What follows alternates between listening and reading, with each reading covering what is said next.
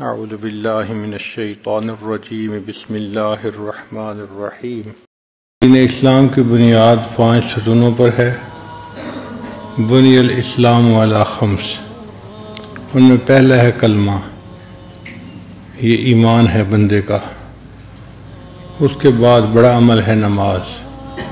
نماز ایسا عمل ہے کہ جس کو اللہ نے اپنے محبوب کو عرشوں پہ بلا کر وہاں پہ فرض فرمایا، اور قیامت کے دن سب سے پہلے نماز کے بارے میں پوچھا جائے گا۔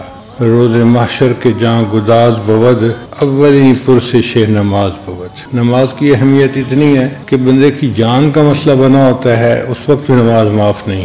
دشمن سے قتال ہو رہا ہے، جنگ ہو رہی ہے، نماز کا وقت ہو گیا، شریعت کہتی ہے آدھے بندے دشمن سے لڑیں، آدھے پیچھے ہٹ کے اپنی صلاۃ خوف ادا کریں، پھر پیچھے والے آ کے لڑیں اور دوسرے اپنی نماز ادا کریں۔ جب خون بہہ رہا ہے، کشتوں کے فشتے لگ رہے ہیں، جانیں جا رہی ہیں، اس وقت بھی جس عمل میں معافی نہیں، اس عمل کی اللہ کے ہاں کتنی بڑی اہمیت ہوگی۔ پھر نماز کا حکم بچے کو بچپن میں ہی دے دیا جاتا ہے۔ اللہ کی عجیب شان، بچہ پیدا ہوتا ہے تو ایک کان میں اذان اور دوسرے میں اقامت کہی جاتی ہے۔ علماء نے اس کے کئی مقاصد بتائے ہیں۔ ایک مقصد تو یہ کہ بچے کے ذہن میں اللہ کی بڑائی اور کبریائی شروع سے ہی ڈال دی جائے۔ اللہ اکبر، اللہ تعالیٰ سب سے بڑے ہیں، اللہ کی عظمت کو بچے کے دماغ میں پہنچا دیا جائے۔ اور دوسرا یہ فائدہ بھی ہے کہ بچے کو یہ سمجھا دیا جائے کہ تیری زندگی کی اذان بھی ہو گئی، اقامت بھی ہو گئی۔ اب جتنی دیر نماز پڑھنے میں ہوتی ہے، اتنی دیر تیری زندگی ہے، جیسے ہی تو فوت ہوگا تیری نماز جنازہ قائم ہو جائے گی۔ لہذا دنیا میں تو مختصر وقت کے لیے آیا ہے، سنبھل کے زندگی گزارنا۔ اور تیسرا، علماء نے یہ بھی اس کا معنی بتایا کہ اصل میں بچے کو حکم دینا ہی مقصد تھا۔ بھئی وہ تو چھوٹا بچہ ہے، ناسمجھ ہے، بھلے ناسمجھ سے ہی حکم تو دے دیا جاتا ہے۔ چھوٹا بچہ ہوتا ہے، ماں باپ کہتے ہیں جی ہم نے ڈاکٹر بنانا ہے، پائلٹ بنانا ہے۔ وہی پائلٹ اور ڈاکٹر تو بڑا ہو کے بنے گا، مگر ماں باپ ذہن میں ڈال دیتے ہیں۔ اللہ تعالیٰ نے بھی یہی حکم دیا کہ میرے بندے کے ذہن میں یہ ڈال دو کہ تم نے اپنے وقت پہ بالغ ہونا ہے اور نماز تمہارے اوپر فرض ہوگی، لیکن بتا تمہیں ابھی رہے۔ چنانچہ حضرت عیسیٰ علیہ السلام نے یہی تو کہا تھا کہ والسلام علیہ یوم ولدت و یوم اموت و یوم ابعث حیا، اور فرمایا کہ وأوصانی بالصلاۃ والزکاۃ، اور مجھے حکم دیا گیا ہے نماز کا اور زکوٰۃ ادا کرنے کا۔ بچے ہیں نا، گود میں ہیں ماں کے، اس وقت سے یہ حکم شروع ہو جاتا ہے۔ تو بچے کو بتا دیا جاتا ہے کہ تمہیں اپنی زندگی میں ایک اہم عبادت کرنی ہے جس کو نماز کہتے ہیں، لہذا تمہیں بتا رہے ہیں کہ اس کے لیے مینٹلی پریپیئر ہو جاؤ۔ اللہ کے حبیب صلی اللہ علیہ وسلم جب معراج پر تشریف لے گئے تو کتابوں میں لکھا ہے کہ نبی علیہ السلام کو اللہ کے سامنے حاضری نصیب ہوئی، اور یہ قرب اتنا قرب تھا کعبہ قوسین او ادنا، جیسے ایک کمان کے 2 سرے ہوتے ہیں کتنے قریب ہوتے ہیں، اتنا یا اس سے بھی تھوڑا، اتنا فاصلہ تھا۔ تو نبی علیہ السلام نے اللہ کی خدمت میں 3 الفاظ کہے، التحیات للہ والصلوات والطیبات۔ التحیات کہتے ہیں قولی عبادتیں، زبان سے جو ہم اللہ کی تعریفیں کرتے ہیں، اللہ کی حمد بیان کرتے ہیں، اس کو تحیات کہتے ہیں۔ صلوات کہتے ہیں بدنی عبادتیں جیسے نماز ہے، روزہ ہے۔ والطیبات، اور طیبات کہتے ہیں مالی عبادتوں کو۔ تو 3 عبادتیں ہیں۔ نبی علیہ السلام نے کہا کہ یہ تینوں عبادتیں اللہ ہی کے لیے ہیں۔ یہاں پر طالب علم کے ذہن میں سوال پیدا ہوتا ہے کہ شریعت نے کہا جہاں 2 بندے ملیں ایک دوسرے کو السلام علیکم کہیں، اور سلام کی اتنی اہمیت ہے کہ نبی علیہ السلام نے فرمایا افشوا السلام بینکم، تم آپس میں سلام کو پھیلاؤ، زیادہ سلام کیا کرو۔ تو نبی علیہ السلام نے سلام کیوں نہیں کیا؟ علماء نے جواب لکھا کہ ہم جو سلام کرتے ہیں تو ہم دوسرے کے لیے سلامتی مانگتے ہیں، پریشانیوں سے، مصیبتوں سے، بلاؤں سے اللہ آپ کو سلامت رکھے، بچا کے رکھے۔ اللہ تعالیٰ تو خود سلام ہے، ان کو کسی پریشانی سے نہیں بچنا، ان کو کسی سے حفاظت کی ضرورت نہیں۔ تو اللہ تعالیٰ کے سامنے السلام علیکم کہنا پاسبل نہیں تھا، چنانچہ نبی السلام نے اللہ تعالیٰ کی تعریفیں کیں اور تعریفوں کا حق ادا کر دیا۔ اے اللہ، میری قولی باتیں، میری بدنی باتیں اور میری مالی باتیں ساری کی ساری صرف تیرے لیے ہیں۔ اب 3 الفاظ میں نبی اسلام نے گفتگو کا آغاز کیا. اللہ نے 3 الفاظ میں ہی جواب دیا. السلام علیک ایھا النبی ورحمۃ اللہ وبرکاتہ. تو 3 کے جواب میں 3 لفظ اللہ نے ارشاد فرمائے. تو نبی علیہ السلام کو تو سلامتی کی ضرورت تھی، تو اللہ نے اس لیے فرمایا السلام علیک ایھا النبی ورحمۃ اللہ وبرکاتہ. اب جب نبی علیہ السلام پر اللہ نے اپنی سلامتی، اپنی برکت، اپنی رحمت کے کرنے کا اظہار فرما دیا، تو بعض حدیث میں آتا ہے کہ فرشتوں نے کہا، اور بعض حدیث میں آتا ہے کہ نبی السلام نے اپنی امت کو یاد کیا اور یہ کہا کہ السلام علینا وعلی عباد اللہ الصالحین، تاکہ میری امت میں جو آنے والے نیک لوگ ہیں وہ بھی اس سلامتی میں اور برکت میں اور رحمت میں شریک ہو جائیں. چنانچہ یہ معراج کے وقت کی گفتگو تھی جس کو اللہ نے اتحیات کے اندر پڑھنے کا حکم فرما دیا، اور اللہ نے نبی علیہ السلام پر 50 نمازیں امت کے لیے فرض فرما دیں. نبی علیہ السلام بڑے خوش، بڑا ہدیہ مل گیا، بڑا تحفہ مل گیا. جیسے کسی محبوب سے کوئی بڑی انتہائی قیمتی چیز مل جاتی ہے تو محب مزے میں ہوتا ہے کہ مجھے محبوب نے کیا دے دیا. نبی علیہ السلام کی یہ کیفیت تھی. چنانچہ نبی علیہ السلام معراج کے بعد نیچے آسمانوں پہ تشریف لائے. ایک آسمان پر حضرت موسیٰ علیہ السلام راستے میں بیٹھے انتظار کر رہے تھے. سوال یہ پیدا ہوتا ہے کہ 1,24,000 پیغمبروں کو نبی علیہ السلام نے بیت المقدس میں نماز پڑھائی تھی معراج پہ جانے سے پہلے، تو پھر ان میں سے حضرت موسیٰ علیہ السلام کیوں راستے میں آ کے بیٹھے؟ حضرت آدم علیہ السلام بیٹھ جاتے، ابراہیم علیہ السلام بیٹھ جاتے، اور بھی بڑے انبیاء تھے، اولو العزم رسول تھے. حضرت موسیٰ علیہ السلام کی تخصیص کیا ہے؟ علماء نے جواب دیا کہ یہ محبت کا معاملہ ہے. حضرت موسیٰ علیہ السلام اللہ کے کلیم تھے. وَكَلَّمَ اللَّهُ مُوسَىٰ تَكْلِيمًا. اللہ نے ان سے طور پر ہم کلامی فرمائی تھی. اور یہ جو ہم کلامی ہوتی ہے نا، یہ بندے کو مجبور کرتی ہے کہ محبوب کا دیدار کرے، ملاقات کرے. چنانچہ موسیٰ علیہ السلام جانتے تھے کہ اللہ تعالیٰ بہت بڑے ہیں اور یہ دیدار شاید دنیا میں پاسبل نہ ہو، مگر محبت میں ڈوبے ہوئے تھے. کہہ بیٹھے رب ارنی انظر الیک، اللہ میں آپ کو دیکھنا چاہتا ہوں.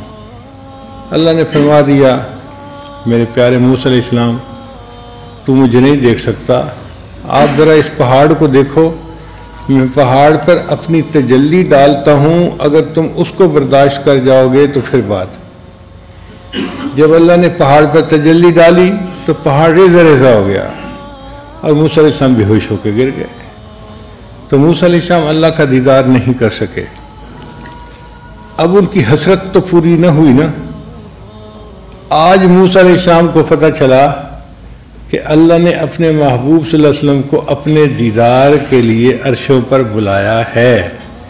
تو موسیٰ علیہ السلام کے دل میں ایک خواہش نے جنم لیا، اللہ میں تو دیدار نہ کر سکا کیونکہ دنیا میں پاسبل نہیں ہے، آپ نے اپنے محبوب کو عرشوں پر بلایا ہے، میں راستے میں بیٹھ جاتا ہوں، جو آپ کا دیدار کر کے واپس آئیں گے میں ان کا ہی دیدار کر لوں گا.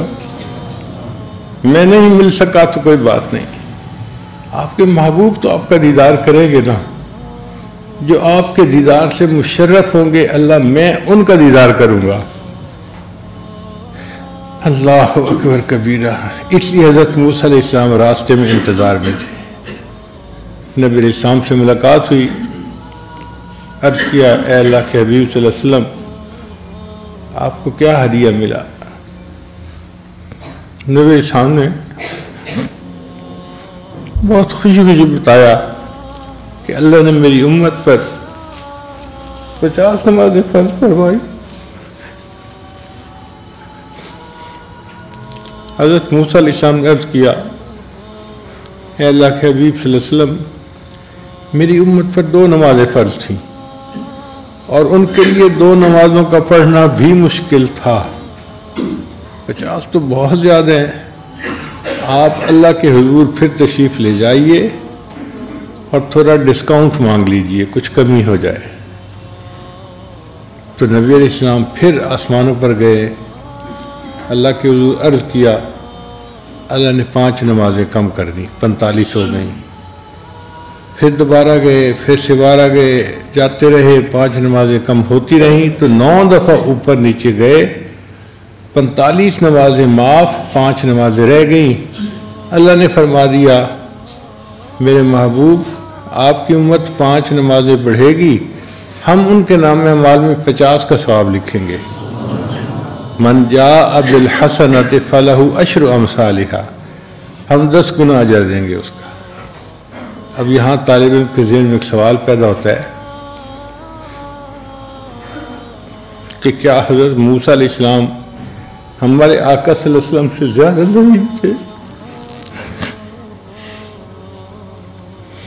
کہ نبی علیہ السلام کو 50 نمازیں زیادہ محسوس نہیں ہوئیں اور موسیٰ علیہ السلام نے نشاندہی کی تو نبی علیہ السلام نے جا کے اس میں تخفیف مانگی؟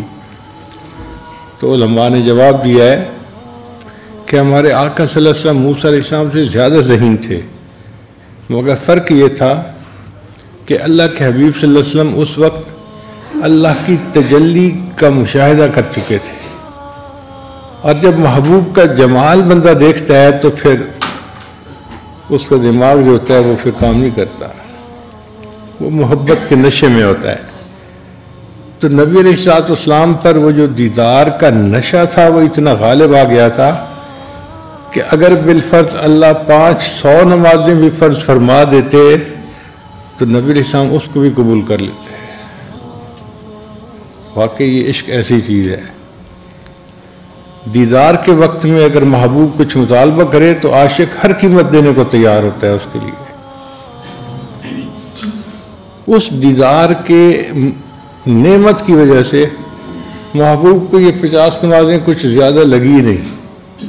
آپ تشریف لے آئے، پھر موسیٰ علیہ السلام کے بتانے پر 5 نمازیں کم ہوئیں، 5 نمازیں کم ہوئیں، تو طالب علم کے ذہن میں خیال آتا ہے یہ بھی کیا مسئلہ ہے بھائی؟ اگر اللہ نے 50 کو 5 بنانی تھیں تو ایک ہی دفعہ میں کہہ دیتے، اچھا بھائی میں 45 معاف کرتا ہوں، 5 پڑھ لینا، 50 کا ثواب ملے گا۔ یہ کیا مسئلہ ہے کہ بار بار آ رہے ہیں جا رہے ہیں، آ رہے ہیں جا رہے ہیں، اور 5 نمازیں معاف ہوتی جا رہی ہیں؟ علماء نے اس کا بھی جواب دیا کہ اللہ تعالیٰ چاہتے تو ایک وقت میں ہی 45 نمازیں معاف کر سکتے تھے، مگر اللہ تعالیٰ نے چاہا کہ میرا محبوب بار بار میرے پاس آئے اور مجھے بھی اپنے محبوب کو اتنا قریب بلانے کا موقع بار بار مل جائے۔ جس سے محبت ہو نا تو اس کو ایک دفعہ دیکھنے سے دل نہیں بھرتا، دل چاہتا ہے بار بار آنا جانا لگا رہے۔ اور یہ بھی تھا کہ اللہ نے چاہا کہ میرے محبوب صلی اللہ علیہ وسلم کل کو دشمن آپ کو تانا دیں گے، وہ جی ایک دفعہ عروج مل گیا تھا بس معراج ہو گئی۔ اللہ نے فرمایا نہیں، میرے محبوب صلی اللہ علیہ وسلم جتنی بار آپ چاہیں گے اتنی بار آپ اوپر آئیں گے، آپ کے لیے آنے جانے کی کوئی پابندی نہیں ہے۔ تو واقعی پتہ چلا کہ محبوب نے جتنی بار چاہا اللہ نے اتنی بار معراج عطا فرمایا، عروج عطا فرمایا۔ اس لیے بار بار آنے جانے میں بھی حکمت تھی۔ اب 5 نمازیں رہ گئیں تو یار لوگ کہتے ہیں جی ایک دفعہ اور چلے جاتے تو مسئلہ حل ہو جاتا، کوئی مسئلہ حل نہ ہوتا۔ یہ جو 5 رہ گئیں یہ اللہ کی نعمت ہے، اس کی قدر اس دلہا سے پوچھو کہ جس کا پسند کی جگہ پہ نکاح ہو گیا۔ اگر کوئی بچہ اس کو کہے کہ میاں تم نکاح کے لیے کیوں گئے، وہ جواب دے گا اگر میرا نکاح نہ ہوتا تو میں محبوب کا جلوہ کیسے دیکھتا، مجھے ملاقات وصل کیسے نصیب ہوتی۔ امام ربانی مجدد ثانی رحمۃ اللہ نے اس نقطے کو اپنے مکتوبات میں کھولا ہے۔ وہ فرماتے ہیں کہ کوئی عمل مومن کا ایسا نہیں جو بندے کو اللہ کا دیدار کروا سکے، صرف نماز ایسا عمل ہے۔